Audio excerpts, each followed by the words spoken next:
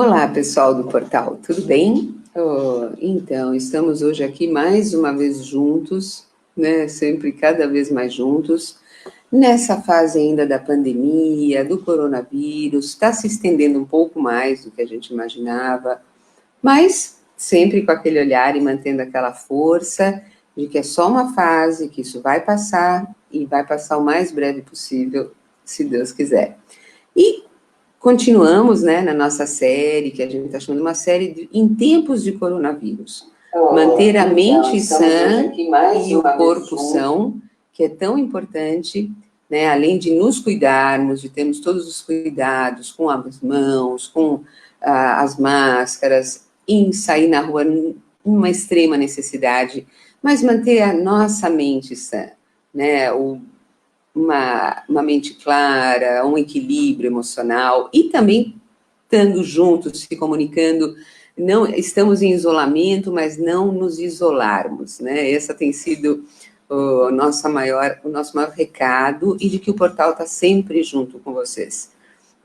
Bom, a gente tem falado com vários profissionais de várias áreas, né, nesse período das nossas lives. Falamos com economistas, fisioterapeutas, fonoaudiólogos, e um tema que a gente achou muito importante, sim, para abordar nesse período de coronavírus, de isolamento, da pandemia, mas que a gente tem abordado há mais de 15 anos, praticamente, através do portal, é a questão do envelhecimento no Brasil.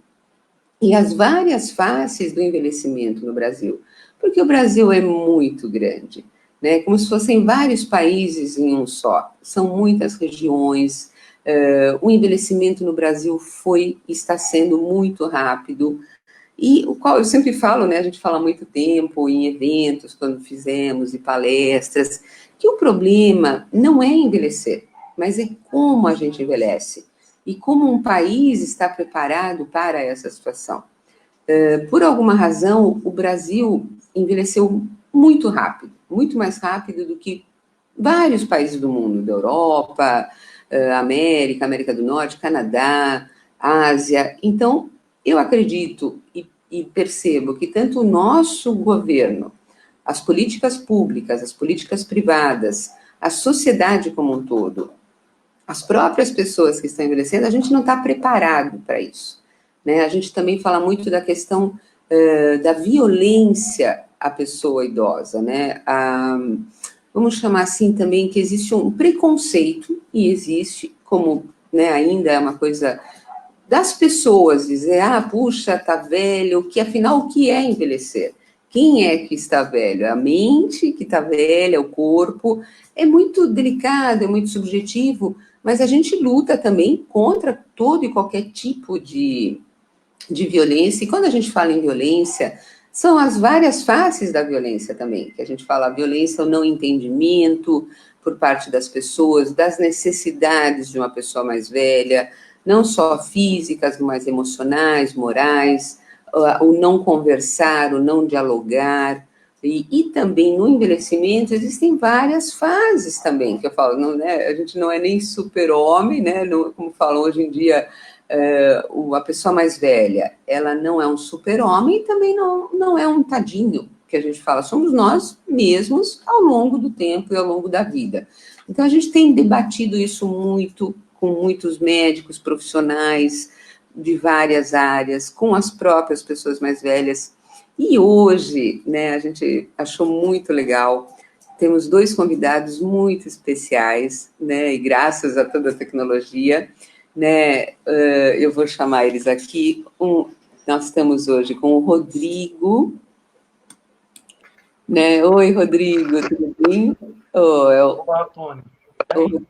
O Rodrigo Arantes, ele é demógrafo, ele está em Minas Gerais e pesquisador do envelhecimento. Obrigada, Rodrigo, por estar participando com a gente hoje, né, dessa live. Obrigado pelo convite.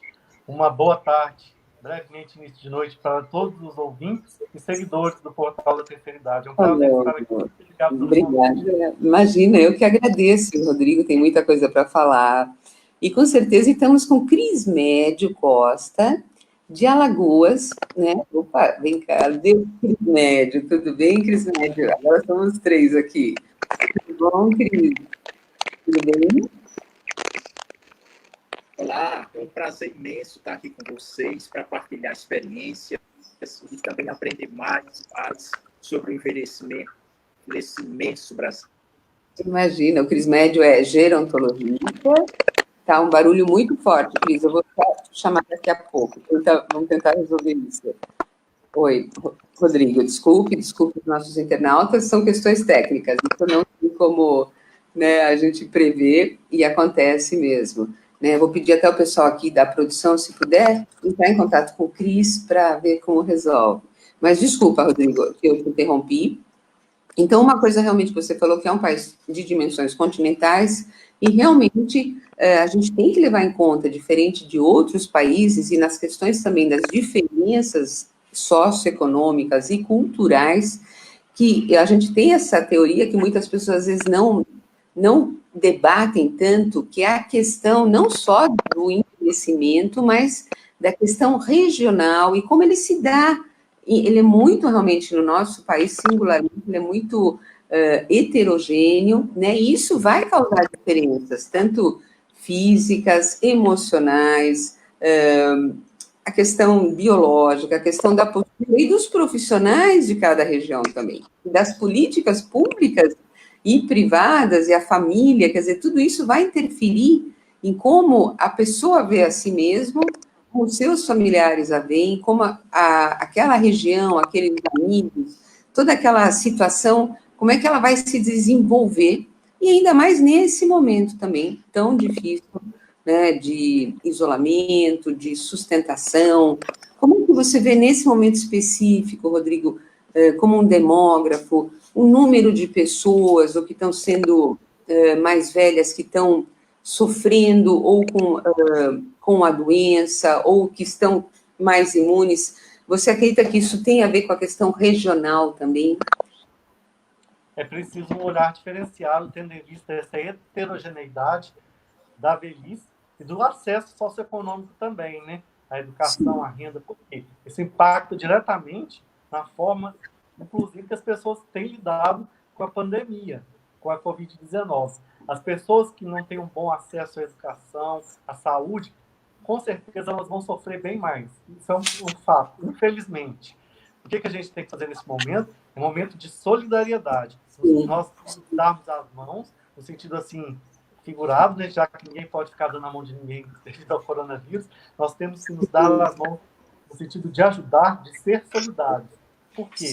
Aqueles idosos, por exemplo, que vivem só de salário mínimo, aqueles idosos que são arrimos financeiros de famílias, que é grande número de casos também no Brasil, de filhos desempregados dentro de casa, de netos, que os idosos têm que arcar financeiramente com todas as questões materiais de alimentação. Nesse contexto, na pandemia, tende a se agravar ainda mais.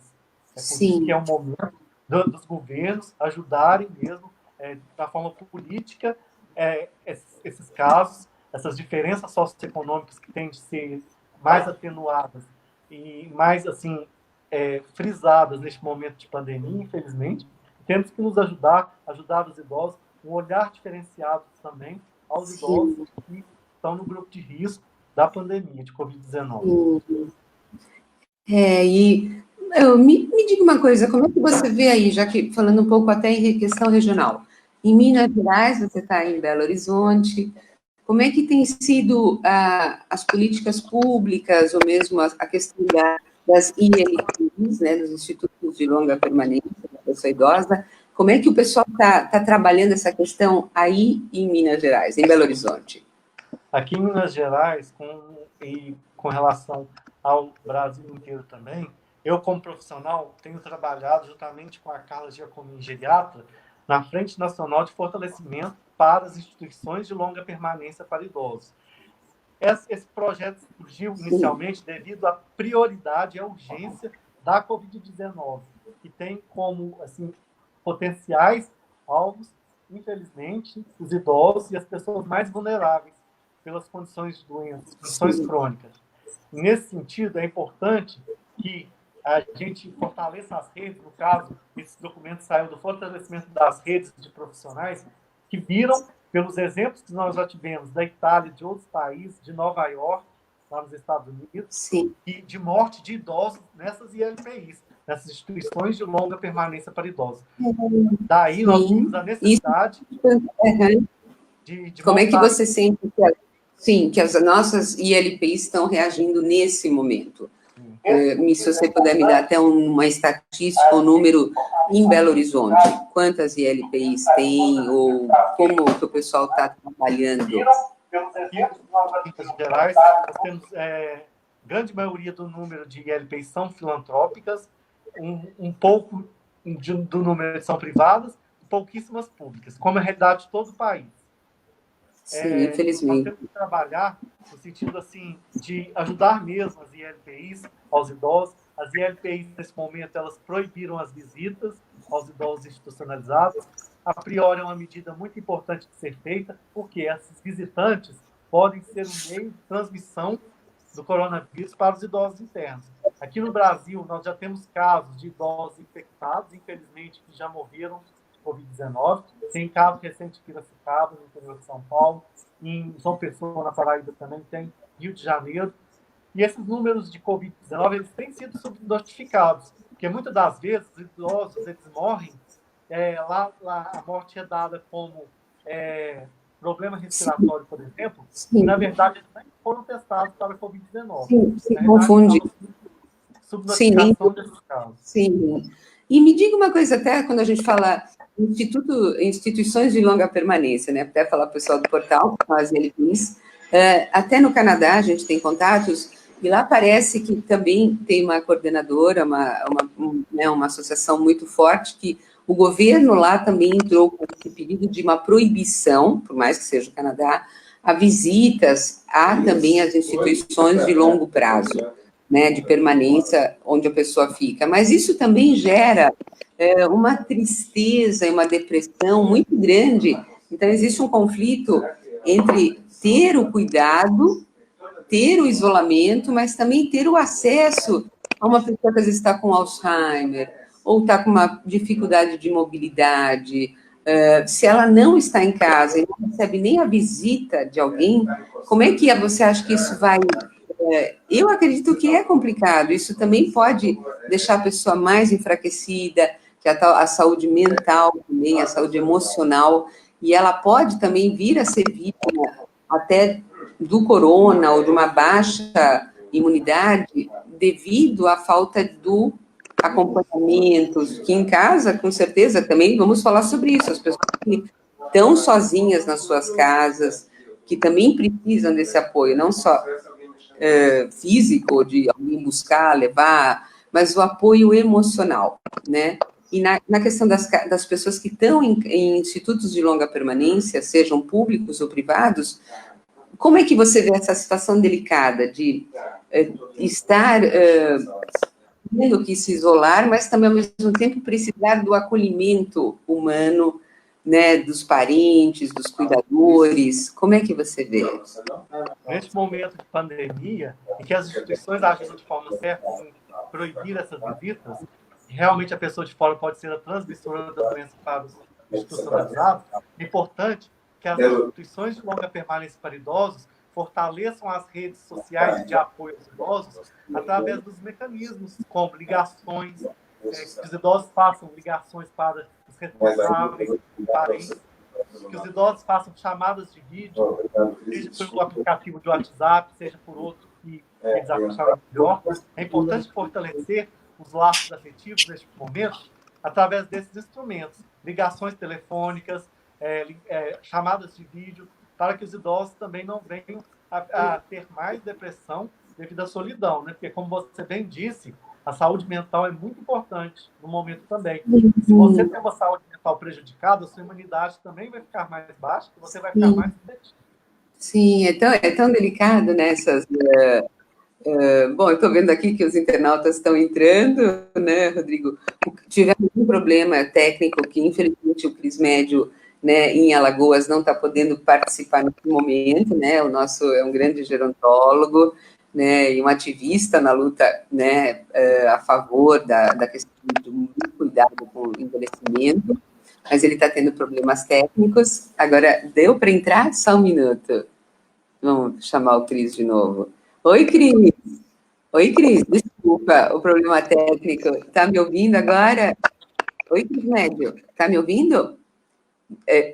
Mas eu não estou te ouvindo agora. Me dá um... Alô, é? Agora eu não estou com o áudio do Cris Médio, né? Vamos tentar mais um pouco, eu já chamo o Cris Médio. Desculpa, Cris, não estou ouvindo. Vamos tentar mais um pouco. Oh, desculpa, pessoal do portal, mas essas coisas acontecem, né? Nas melhores famílias, nas grandes emissoras, ainda mais, né, com a gente aqui, né, que vai fazendo a coisa, vai se adaptando à situação também. É que o Cris Médio está em Alagoas, né, uma região bem distante, claro que hoje em dia a internet pega até o outro lado do mundo, em qualquer lugar, mas surgem essas complicações técnicas, né? Oh, Rodrigo, eu estou vendo aqui algumas perguntas e algumas... Legal, obrigado, pessoal também que está... a Lisa Moura Martins diz que o neto... Ela tem um neto muito especial, né? Que ela diz que meu neto especial mora no meu quintal. Acho que é um neto que deve ter talvez alguma situação mais delicada e quer estar sempre comigo. Devo manter a distância? O que você acha, Rodrigo? A meu ver, ela deve manter, assim, os procedimentos de segurança, uso de máscara. Qual a idade do neto? Aqui eu precisaria perguntar a Lisa, se você puder nos mandar, porque é por escrito, qual a idade do seu neto, e saber se ele está saindo, se ele fica só em casa, porque Exatamente. Se ele fica... assim, manter os procedimentos, uso de máscara. Se o neto tiver menos que 2 anos, não é recomendável, neste caso, o uso de máscara, e no caso não deve ver mesmo o neto, mas uso de máscara, e mesmo assim, lavando as mãos sempre, lavando as mãos da forma correta, usando álcool gel, e assim, se puder evitar a distância no contato, por exemplo, uma grade que separe, é melhor que manter a distância nesse momento. O tempo vai ser passageiro. Eu torço muito por isso. Mas se o neto sai muito de casa, também, igual você disse, Tony, pode ser prejudicial e trazer a doença para a avó, que é complicado. Tudo tem que ser analisado. Tudo tem que ser analisado. Se ele fica em casa por ter alguma, às vezes, uma necessidade especial e ele não sai, então eu acredito que a coisa não complique tanto, porque ela está cuidando dele, até mais, né? Um está cuidando do outro, né? Então não vai ter tanto problema assim.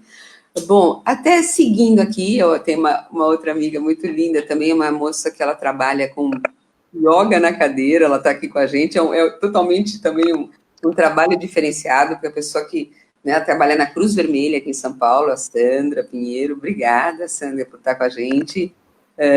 Temos a Aline também, a Aline que está na Itália, né? A Aline é uma amiga muito querida também, mexe com toda a parte, né, ela orienta as pessoas mais velhas a lidarem com tecnologia. Boa tarde, Aline, está te mandando um beijo, né? Rodrigo, e ela fornece também um treinamento, né, tanto na parte de EPIs. Legal. Aqui ela manda uma pergunta. Como está em Minas Gerais o treinamento e fornecimento de EPIs aos operadores das casas de idosos? Bom, aqui no estado, como no Brasil inteiro, esse relacionamento está sendo bem complicado, né? Entre os gestores das instituições de longa permanência para idosos e os funcionários. Por que eu digo que está sendo complicado?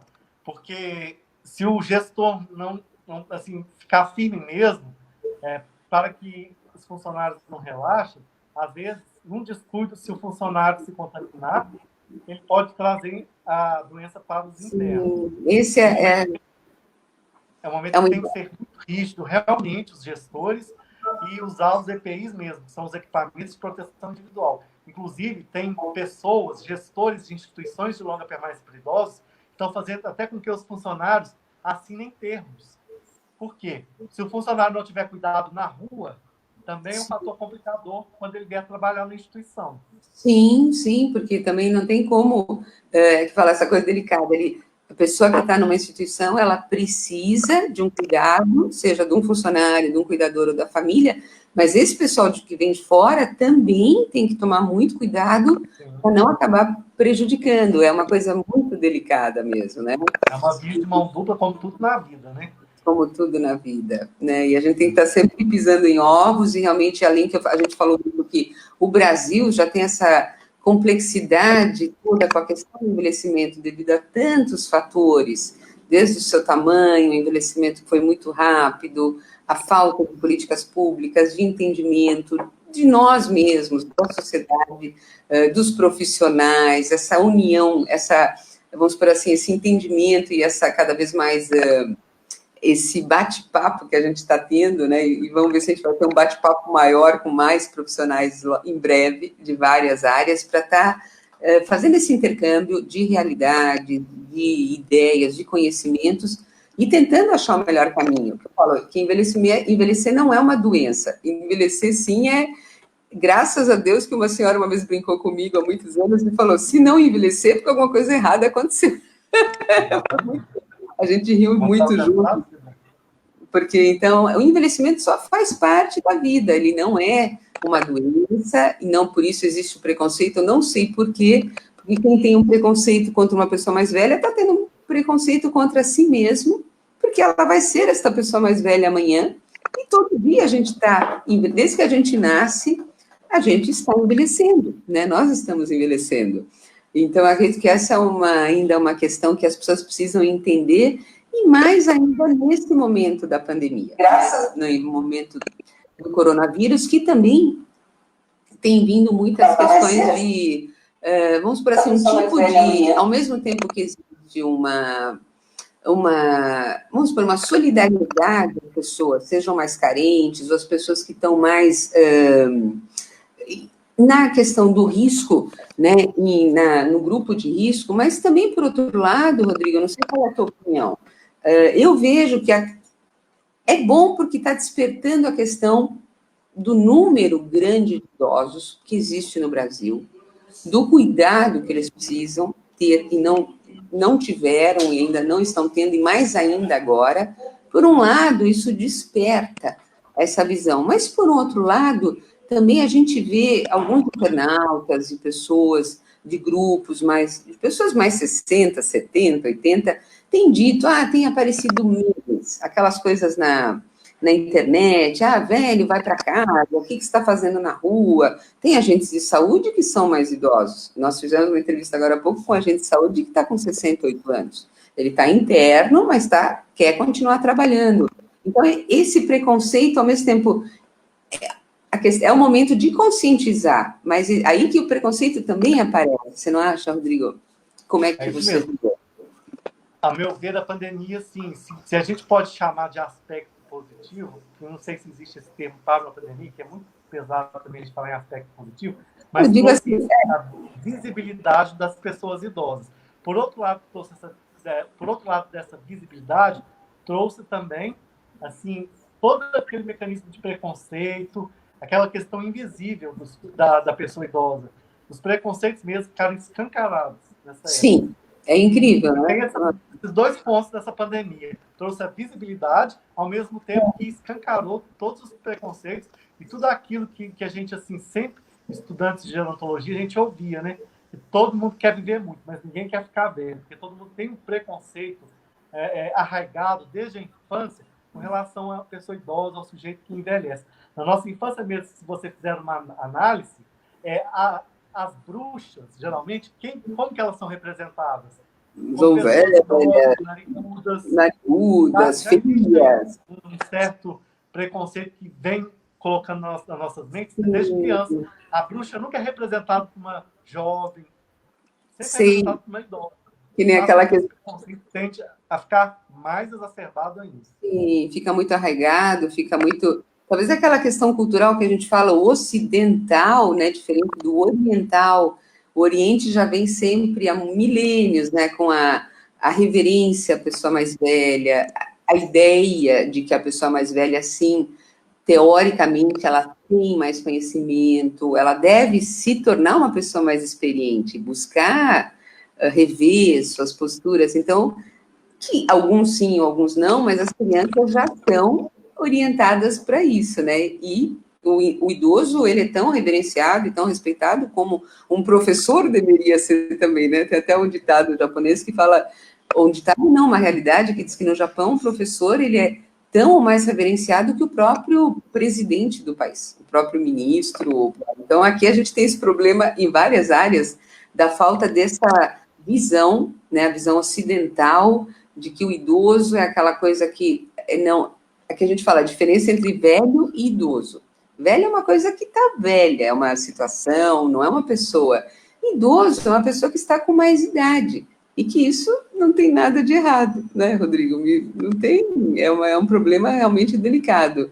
Agora, me fala um pouco mais, Rodrigo, o que você acha da questão, quando a gente fala muito do idoso também, e da questão de diferenças, hoje em dia está muito na moda, eu acho bom, que seja prática, a questão da sustentabilidade, a questão do respeito às diferenças, né? Então, a inclusão social de todas as etnias, credos, religiões, todo tipo de pessoa. E eu falo, o envelhecimento, a pessoa idosa, ela faz parte de toda essa diversidade, né? A inclusão da diversidade, o respeito à diversidade. Como é que você acha que isso está acontecendo na questão também, que você me comentou até um dia, que você também tem um estudo, uma pesquisa sobre até pessoas anões que também envelhecem, que a gente já não vê tantos anões hoje em dia, como eu lembro quando era pequena, né? Como é que a gente não sei também, acho que eles têm um tempo muito longo de vida, né? Então, a gente nem tem visto mais, mas existe o índio envelhece, o anão envelhece, a mulher, a pessoa negra, branca, verde, amarela, o GLBT, o idoso, todos nós vamos envelhecer, a pessoa que tem alguma deficiência. Como é que você vê o olhar da sociedade nesse aspecto? Ou mesmo das... Fala, desculpa. Temos que crescer muito no sentido da tolerância mesmo às diversidades. Por exemplo, uma pessoa trans que envelhece, negra, ela vai só somando os preconceitos, por ser trans, por ser negra e por estar envelhecendo e se tornar idosa. Os preconceitos vão só se amontoando, digamos assim.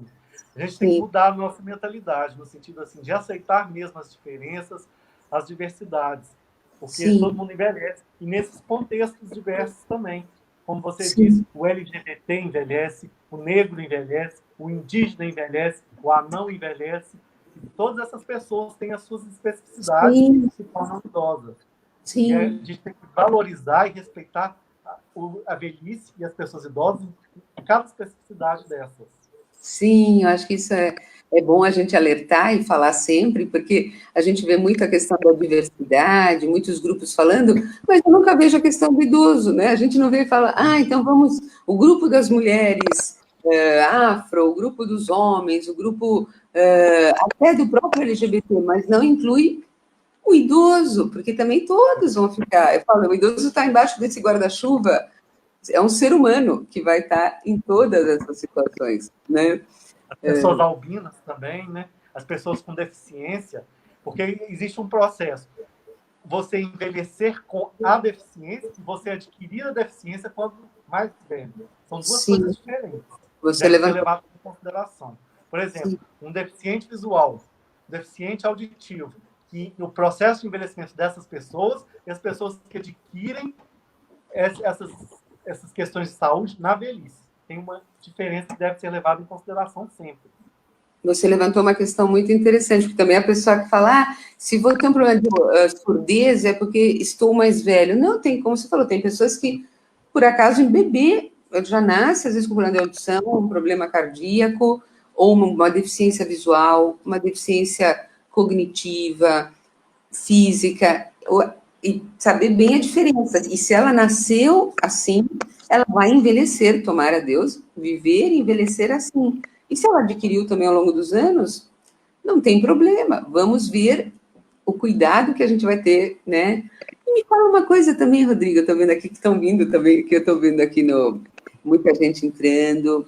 Estamos pedindo desculpa realmente pelo problema com o microfone do Cris Médio, né? Ele está tentando acertar lá em Alagoas, né? Bom, o Fábio está aqui presente, deixa eu ver quem mais está.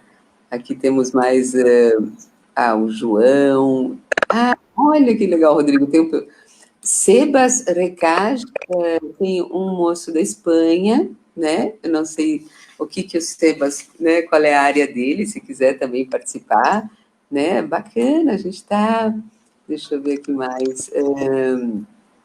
Uma coisa que eu também acho legal, Rodrigo, a gente tentar questionar e entender que a gente está aqui assim questionando, buscando soluções, né? Eu digo, é como uma caixa preta, a gente não tem né, a resposta para tudo, mas sim buscar trocar ideias e encontrar as melhores soluções, né? Uma coisa que eu pensei muito também nesse momento da gente comentar, no sentido, que são tantas perguntas, né? Como é que você vê a questão do isolamento nesse momento? Mesmo na casa, as pessoas que estão em casa, ou que muitas pessoas hoje nas capitais, mais talvez do que na área urbana, desculpe, na área rural e nas pequenas cidades, elas vivem sozinhas também, por causa da sua independência, né, da sua autonomia. Aí já são as pessoas que estão aqui, que é como a gente, tem os que estão mais adoentados, acamados, e tem as pessoas que estão muito bem, obrigado, graças a Deus, mas estão vivendo sozinhas. Nesse momento, como é que você vê essa situação das pessoas que estão nas capitais muito sozinhas também, por causa do isolamento? Grande maioria dos nossos idosos, quando você analisa o Brasil, estão na região urbana, 85%, e 15% em região rural, quando você analisa o contexto total do Brasil. É importante a gente olhar para esses idosos, que são diferentes pelas vivências diárias, né? É muito importante o olhar para esses idosos que moram sozinhos.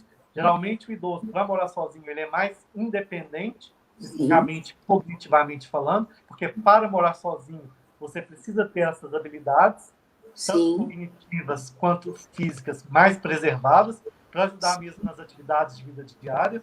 E esses idosos que moram sozinhos, por exemplo, eu recomendo muito que se fortaleça a rede de apoio para esses idosos, para que eles mantenham esse distanciamento social.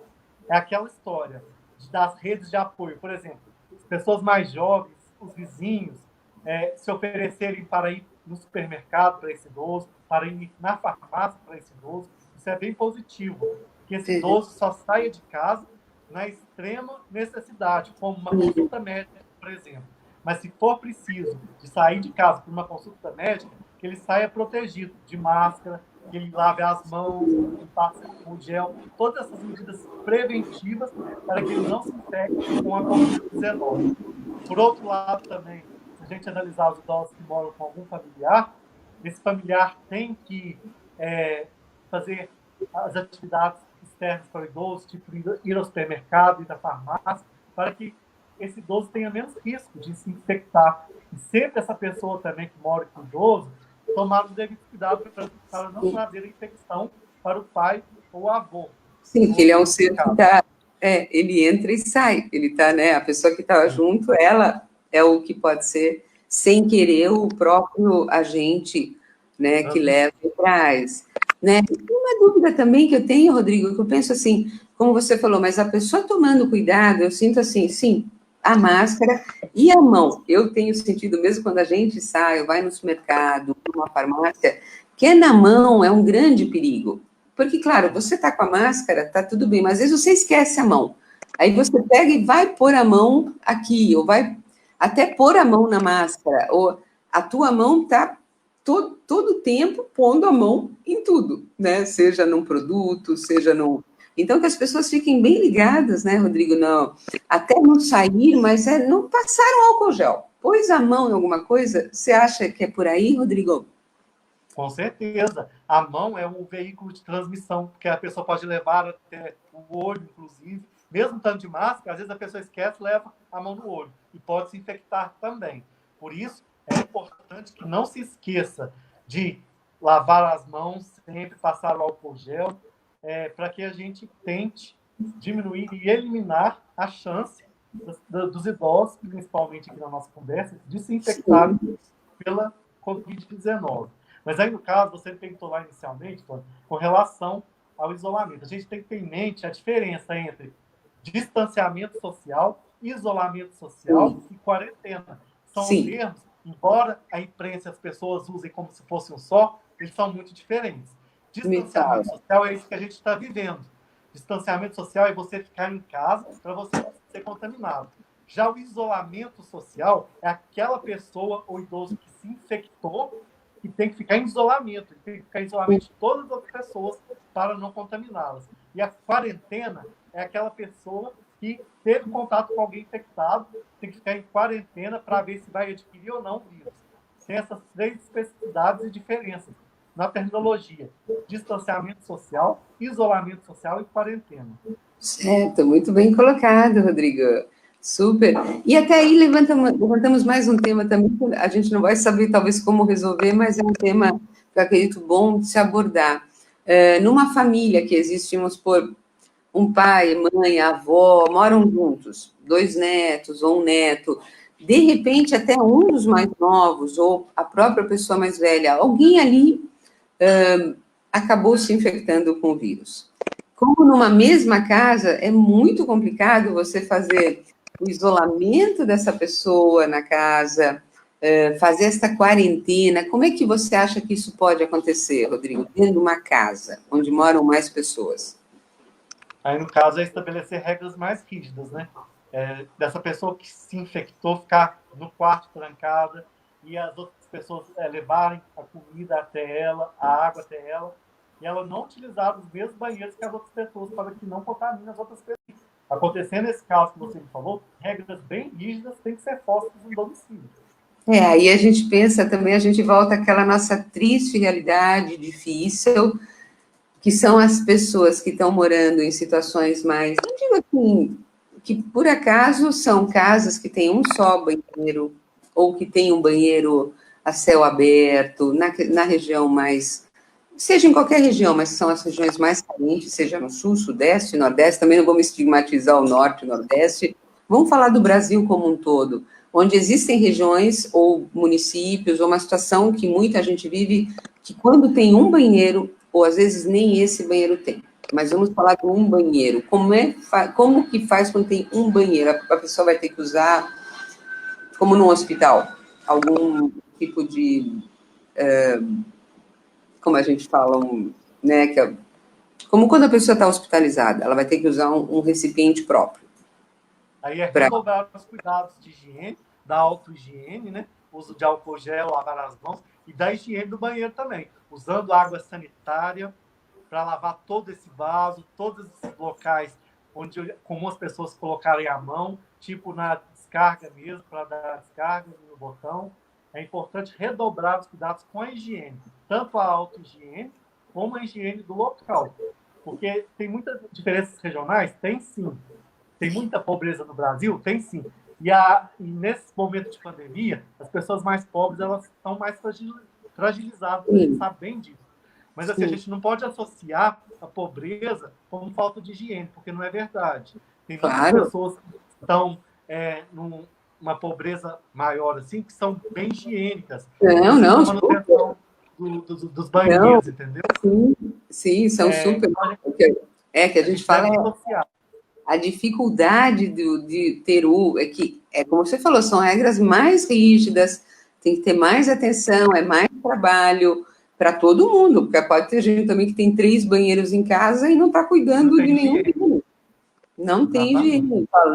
Isso, eu também convivi com muitas pessoas em regiões mais carentes, e acho que são 10 vezes mais, em geral, são muito, muito higiênicas. Isso não realmente, de maneira alguma. Eu digo a própria situação física mesmo, né? Ter um banheiro só, ou de ter um banheiro que está fora da casa, são situações muito delicadas mesmo, né? Inclusive, para comprar também água sanitária. Tem gente que a pobreza é tão extrema, não tem nem o dinheiro para comprar água sanitária. Isso também deve ser levado em consideração. Sim, aí, no caso, a comunidade tem que ser ajudada. É o momento de todo mundo, assim, já que fisicamente a gente não pode se dar as mãos, mas é o momento de todo mundo se dar as mãos. Se aquela família não tem condição de comprar o material de higiene, de auto-higiene ou higiene para casa, só o momento que eu estou carregando o celular. Claro. É o momento de todo mundo se ajudar mesmo, ajudar as famílias mais pobres, no sentido de comprar também os utensílios para higiene das casas. Muito bem colocado, e a gente aproveita até esse momento aqui, quem estiver nos assistindo, que até participem pelo portal, que possam estar doando, né? A gente tem feito campanhas de doação, seja de alimentos, de água sanitária, de álcool, né? A gente vai deixar um WhatsApp do portal, né? Que as pessoas que quiserem se comunicar, porque como o portal vai para o Brasil inteiro e tem muitas comunidades que estão ligadas ao portal e associações, da melhor maneira que cada um possa estar participando dentro da sua da possibilidade, né? Da sua não importa o quanto, importa é participar, seja da maneira que puder, né? Um sabonete já vai fazer diferença. Né? Exatamente. Tem campanhas maravilhosas aí de artistas, de pessoas de condição socioeconômica boa, de doar mesmo esses materiais de higiene pessoal e de higiene para casa, para as pessoas que não têm condição de comprar nesse momento. Se é tão difícil para muitas famílias ter do que se alimentar, imagina comprar água sanitária. Sim, isso é direto, é constante, né? Toda hora, não... Parece que chegou uma pergunta, uau, puxa, nós estamos com a Joana Está em Cabo Verde. Cabo Verde, oh, aonde está? Olha, Cabo Verde é na África, né? Perto da África, Cabo Verde. Oh, oh, que bonito. Temos também Neuza, que está no Pará, o pessoal está mandando, né, mais... puxa vida, que mais... que bom, né, que muita gente... olha, a Joana que escreve uma coisa, Rodrigo, vou te colocar... Joana Costa, ela é ativista de gênero em Cabo Verde, e a questão da terceira idade preocupa muito ela nesses tempos difíceis pelo qual o mundo atravessa. A terceira idade é a parte invisível das nossas sociedades. As pessoas esquecem que o envelhecimento é um processo que, em princípio, todas e todos havemos de chegar lá. Se não dermos atenção, hoje, amanhã, corremos o risco de sermos esquecidos. Obrigada, Joana. Muito obrigado, Joana, por ser espectadora neste momento, que todos nós precisamos de nos dar as mãos, mesmo fisicamente não podendo, mas virtualmente. Muito obrigado pela audiência, é isso mesmo. E as questões de gênero também, elas tendem a sobressair bastante no envelhecimento, principalmente as mulheres idosas atualmente, que não tiveram condição, assim, não tiveram apoio dos pais para estudarem e não tiveram um trabalho remunerado, tem uma velhice de dependência. Muitas das vezes elas mantêm casamentos por não ter uma condição de se manterem sozinhas. Essas mulheres idosas atualmente, dessa geração, elas vivem muito isso. Por ter vivido por gerações repressoras, onde não puderam estudar, se dedicar ao trabalho, elas têm que viver assim, na pressão mesmo de ter maridos agressores. Isso deve ser levado em consideração no envelhecimento também. Isso também, como a gente fala, é uma forma de violência. Essa é uma das formas de violência à pessoa idosa. Ela não poder viver por sua conta porque não tem uma renda, seja um homem, uma mulher, na maioria das vezes as mulheres, não poder ser quem ela é em termos de gênero ou credo, ou às vezes até numa questão religiosa, numa questão da sexualidade também. Isso são os vários tipos da violência que a gente fala, a pessoa idosa, né? Ou às vezes quando a família não entende, se ela não ouve, ela acha que ela não quer ouvir. Não, mas a pessoa não está ouvindo. Isso também que os profissionais, que é legal a gente reunir a gente para tentar trabalhar essas situações, que muitos profissionais mesmo, eu não sei como está agora, mas com a questão da Covid, a gente imagina já uma pessoa adulta, quando está abatida pelo coronavírus, deve ser muito, muito complicado. Imagina uma pessoa mais velha, ou se ela está com Alzheimer, ou com algum problema de cognição, com algum problema de memória, como é que vai ser o comportamento do profissional da área de saúde com essa pessoa mais velha e que está com alguma deficiência, seja física, cognitiva, né? Deve ser mais delicado. Um pouco mais complicado, mas nada que não possa ser resolvido. Isso vai requisitar do profissional mais paciência, mas se a pessoa for uma especialista em gerontologia, uma pessoa da área que entende o envelhecimento dos idosos, ela vai tirar de letra. Mas é Sim, sempre mais difícil mesmo, neste momento, por exemplo, de pandemia, você lidar com um idoso com demência, com Alzheimer. sim, Muito difícil, isso vai gerar estresse, inclusive, para essa pessoa que está cuidando. Não é sim, fácil, mas nós temos que tentar sempre não desistir.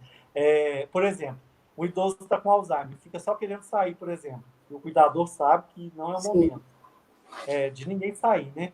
Isso vai requerer do cuidador procedimentos e uma conversa, assim, tentar mesmo. Isso vai gerar um sim. estresse maior do cuidador? Vai, mas nós não podemos desistir. Não. E aí que entra também que você, como demógrafo, você deve ter uma estatística muito melhor do que a minha, porque ainda eu lembro de uma época que se falava que, em termos de gerontologia ou geriatras, a gente tinha uma média de um, ou ao invés de ter 5, a gente tinha um geriatra, ao invés do número mínimo para o número da população no Brasil. Você tem algum dado sobre isso, Rodrigo, em termos demográficos também? O número de geriatras ou gerontólogos que hoje estão no Brasil, que estão atuando? Infelizmente, os profissionais ainda não se atinaram pela importância de se especializarem em gerontologia e em geriatria, devido ao Sim, envelhecimento populacional e maior número de idosos. Ainda é muito escasso o número de geriatras e profissionais especializados em gerontologia no Brasil. Já sim, sim. existem estudos que confirmam, melhor Bom, dizendo, sim, esse dado que você apresentou aí, a carência desses profissionais para atender os idosos, sim. profissionais especializados. E até a gente, você me corrige também, Rodrigo, só esclarecer também para o pessoal do portal que eu também aprendi com o tempo a diferença entre um geriatra e um gerontólogo. O gerontólogo, como infelizmente o Cris é um gerontólogo, o Cris Médio, eu não pude participar devido ao problema técnico, um gerontólogo ele pode ser de qualquer área, um profissional, seja um advogado, seja uma enfermeira, seja um demógrafo, seja um e ele pode fazer uma especialização para ter um entendimento de como lidar com aquela situação na área, na sua área, para a questão do investimento, frente à questão, seja de um arquiteto para uma casa mais, uma casa segura. E o geriatra é o médico, é aquele que realmente faz uma especialização, seria como o antigo médico generalista que a gente fala, o médico da família. É isso, Rodrigo? Você também me fala se eu estou tá pelo caminho certo? Tá? O geriatra é a especialidade médica que trata das doenças dos idosos. Já o profissional da gerontologia é aquele que estuda os aspectos biopsicossociais do envelhecimento. Esse termo gerontólogo, o uso dele é bem controverso, viu, Tony? Sim, Porque sim, hoje em dia já existe a graduação em gerontologia, aí em São Paulo principalmente, que tem a graduação em gerontologia, que só é denominado gerontólogo aquele profissional que se graduou em gerontologia. Mas isso é muito controverso e gera muito debate. Inclusive nas associações e sociedades brasileiras, existe um debate muito grande nesse sentido, dessas terminologias.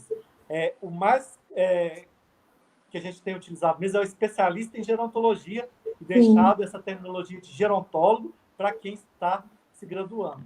Certo, perfeito. Mas é que é também para o pessoal entender que essas diferenças, às vezes a pessoa nem sabe, muito ainda no Brasil, tão pouco existem o gerontólogo, ou o especialista em gerontologia, ou o geriatra, que a pessoa nem sabe o que é. Fala, ué, nunca ouvi falar. Ainda a gente ouve muito isso mesmo em São Paulo, né, em outros lugares do Brasil também.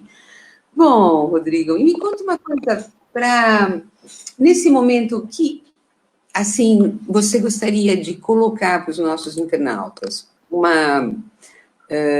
qual a sua sensação nesse momento, seja quanto à questão do envelhecimento, quanto à pandemia, qual a sua visão, que recado você gostaria de deixar para a moçada do portal, que tá e para todo mundo que está né, que tá nos assistindo? Gostaria de mandar um abraço a todos. Eu vi que a Marta aí de Alagoas, de Ah, Maceió, você está está nos vendo? assistindo. Muito Uhum. obrigado, Marta, por estar nos Oh, assistindo aqui. Infelizmente, o Cris Médico teve um problema técnico que assim, inviabilizou a participação dele. O recado que eu deixo é que a gente esteja atento aos nossos idosos. Eu, como uma pessoa que trabalha na gerontologia há anos, eu sempre tive esse olhar mais atento. Mas agora, as pessoas todas estão tendo a oportunidade de ver a importância dos idosos na sociedade. por todas as transmissões intergeracionais, sejam entre avós e netos, e netos para os avós, de forma bidirecional. Todos agora estão ficando com esse olhar mais atento. Como a gente já conversou, os preconceitos estão sendo aflorados, mas a gente tem que ver o lado também, desse lado positivo, das pessoas verem a importância dos pais, dos avós na sociedade, das transmissões psíquicas entre gerações, das histórias de vida, por exemplo. Os idosos eles são muito ricos em histórias de vida, isso é muito necessário, essa transmissão psíquica entre as pessoas mais velhas e as pessoas mais novas.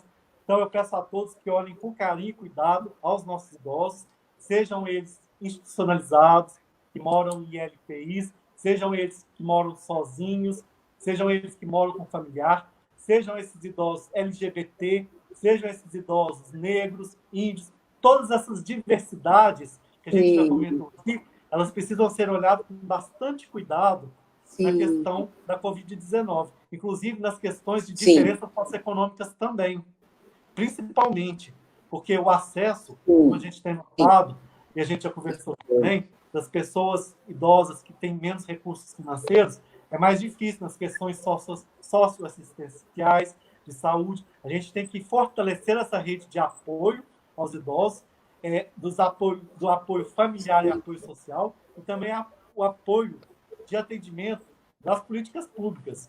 75% dos idosos são usuários do Sistema Único de Saúde, as pesquisas nos mostram isso. A gente tem que estar, nós todos, temos que estar atentos com relação aos idosos neste momento tão delicado para todos nós, inclusive para os idosos também. Sim, com certeza, Rodrigo. Obrigada. E, mais uma vez, se você quiser deixar teu e-mail, Rodrigo, ou algum contato, caso alguém possa comunicar com você, né? Você gostaria, Rodrigo, alguma pergunta? Eu gostaria Quer de deixar? Ou você acha melhor passar pelo portal? Quem quiser também pode enviar pelo portal, mas quem quiser enviar um e-mail é rodrigoarantes1, em numeral, @hotmail.com. Eu estou aberto a responder qualquer dúvida, tá? Nós temos trabalhado na Frente Nacional de Fortalecimento às Instituições de Longa Permanência para Idosos, juntamente com a geriatra Carla Giacomini, nesse momento tão delicado para os idosos institucionalizados também. E qualquer dúvida que vocês tiverem, vocês podem entrar em contato. Vamos nos dar as mãos neste momento, é o momento de potencializar a nossa solidariedade para que nós passemos por esse problema, que é a Covid-19, o mais rápido possível e fortalecidos. E esse momento de pandemia, ele nos sirva para aprendizagem, principalmente. Sim, para que é isso que eu tento entender, tirar alguma coisa disso tudo, entender, criar um entendimento maior entre os profissionais, criar melhor políticas públicas, incentivá-las, as políticas privadas, conscientizar a população, conscientizar a pessoa mais velha de que ela está ok, se ela está ok, que ela é, sim, hoje muito importante, mais do que nunca, ela é até um arrimo de família, mais do que nunca, e ser valorizada e que ela põe a boca no trombone, se ela está sofrendo algum tipo de agressão, se ela está consciente, tanto através do Rodrigo, tanto como através do portal. A gente sempre teve essa luta, né, de levar a conscientização em todos os sentidos, e também contra a violência à pessoa em todos os sentidos, e mais ainda nesse momento de coronavírus, de pandemia. Nós estamos agora com, a gente já pôs no ar o teu e-mail, né, Rodrigo? E estamos com o WhatsApp do portal também, né, que eu mesmo não tenho o número ainda de cor, que é o código é 11, nós estamos em São Paulo, 93247-3733, vai ficar aí, né, quem quiser também mandar perguntas para o Rodrigo, para mim, para outros profissionais do portal, tem muita gente participando, ou seja por dúvidas, perguntas, críticas, ideias, sugestões, é como você falou, a gente tem que estar mais do que junto, do que nunca, mais junto do que nunca, tentar tirar alguma coisa positiva dessa situação para melhor, para a gente sair melhor do que entrou, né? E eu agradeço, Rodrigo, assim, de coração, pela tua participação. O Cris Médio, com certeza, o Cris Médio Costa, que é o gerontólogo, né, e o ativista na área do envelhecimento, vai ser o nosso próximo, né, entrevistado né, já que não pudemos estar juntos, mas vamos estar com ele, né, a próxima entrevista, a próxima live. E te agradeço muito, Rodrigo, muito, muito mesmo, pela tua participação com a gente, né? Muito obrigado, Tony. Muito obrigado também por seu trabalho maravilhoso, já há alguns anos na área de envelhecimento. Eu sou suspeito para falar porque eu também tenho uma carreira no envelhecimento e a gente se reconhece, né? Pela na causa. Obrigada. Eu quero te dar os parabéns também ao seu irmão Carol, que te ajuda aí. Muito obrigado a todos os ouvintes e as pessoas que seguem o Portal da Terceira Idade. É isso aí, pessoal. Como a Tony disse, esse momento de distanciamento social, ele pode evidenciar também momentos de violência. E qualquer caso de violência tem que ser denunciado. A gente não pode deixar passar em curto. Porque esse momento de distanciamento social, ele aflora também diversos sentimentos que a gente nem sabia que tinha, na verdade. Então, toda forma de violência ela deve ser denunciada. Os idosos também, infelizmente, a grande maioria dos casos, quando se fala em violência, grande porcentagem está no seio familiar, e o idoso tende a acobertar a situação, mas se a gente ficar sabendo, a gente não pode ser conivente com isso, a gente tem que denunciar. Sim, vamos estar denunciando mesmo, seja através do amigo, através do portal, tem o Disque 100, que também é do federal, né, mas às vezes é super lotado e tem muita gente, então é mais fácil, às vezes a gente ir em pequenos grupos fazendo as denúncias, se colocando e até chegar, né, aonde tem que ir e ver quem é que vai avaliar isso e a gente vai estar cuidando disso juntos. E agora o Rodrigo está junto com a gente para o portal, né? Vai ser o nosso colaborador, colunista, né? Vamos estar juntos, se Deus quiser, em eventos ao vivo, em São Paulo, em Minas, no 1º de outubro, que é o Dia Internacional do Idoso. O 15 de junho vem aí, que é o Dia Internacional contra a Violência Idosa. Tomara a Deus que até lá a gente já possa até estar em algum movimento, né? Ou então nós vamos comemorar também virtualmente, que é uma data muito importante, né? Já está há 10 anos, e ela é homologada pela Unesco, pela ONU, né? E vamos estar junto, Rodrigo. E agradeço o pessoal do portal também, que está junto com a gente mais essa vez, mais esse dia, né? Nos assistindo, nos dando a honra, né? Nos dando recados maravilhosos, e, né, a gente quer, assim, mais que nos sugestões e críticas, o que achar que devem falar, aqui é um espaço aberto, né? E muito obrigada a todos e obrigada, Rodrigo. Se você tem... Fala, Desculpa o que você os problemas técnicos, né? Você eu já sabe o que é, Tony? Fala. Os problemas técnicos é a nossa adaptação a essa nova realidade.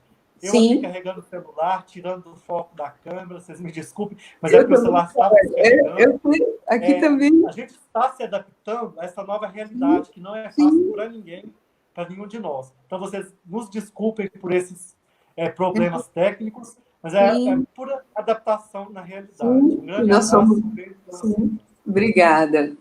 Obrigada, Rodrigo. Um abraço enorme. Tchau, tchau. Até a próxima. Obrigada. Tchau, tchau. Então, pessoal do portal, mais uma vez também eu agradeço, peço desculpas pela nossa falha técnica, mas como o Rodrigo bem falou, realmente a gente está se adaptando também, né? Até grandes emissoras têm problemas, não somos nós que estamos fazendo caseiros aqui, né? Cada um na sua casa, no seu local de trabalho, né? Mas que bom, né? Nós somos muito transparentes, estamos nos reinventando e reinventando essa situação também de comunicação. E vamos estar juntos e continuar juntos e com mais momentos, mais lives, mais entrevistas e com o WhatsApp, que agora está com o portal, está aberto.